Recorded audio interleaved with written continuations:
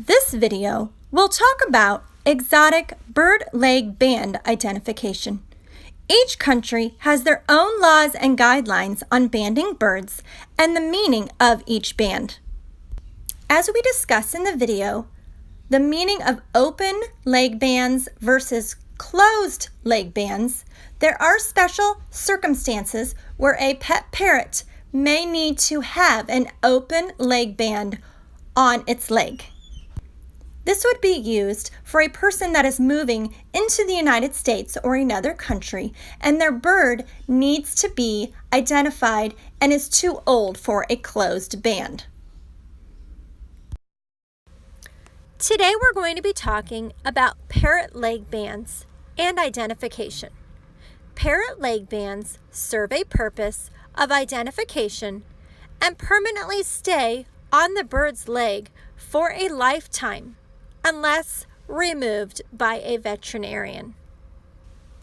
The two main types of leg bands are open leg bands, which have a metal circle shape with an unclosed end, usually indicate the bird was wild caught.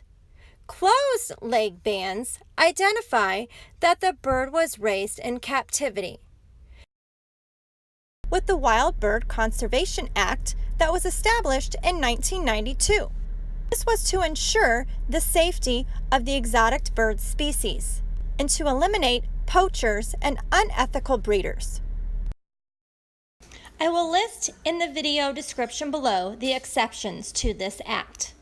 These colorful, tiny bird leg bands are used for smaller birds such as finches, canaries, budgies, and sometimes cockatiels. They are easy to remove and are widely used by aviculturists and breeders who are showing birds in the National Bird Show. This is the leg band that I'm going to put on my Sun Conure baby. It is specifically sized for a Sun Conure species only from a professional avian company that specializes in leg banding.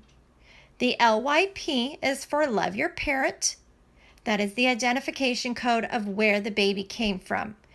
The NE is the state, which is Nebraska. And of course, I add the year that the baby was born. Some people do not. I strongly disagree with not adding the year that the baby was born. Some birds live 30, 40, 80 years.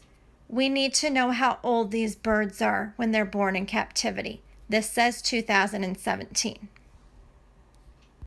So once I put the baby down and have the baby calm, I'm gently going to take the toes and I'm going to take the first three and I'm going to hold them together to slip the leg band on.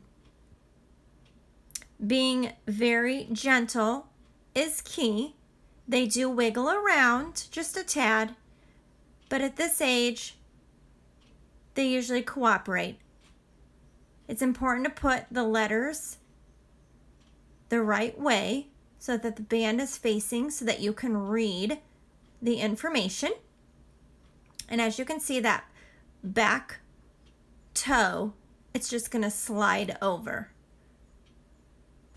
I get a lot of questions if it matters if the band goes on the left leg or the right leg, and typically it does not make a difference which leg you put the band on for identification purposes.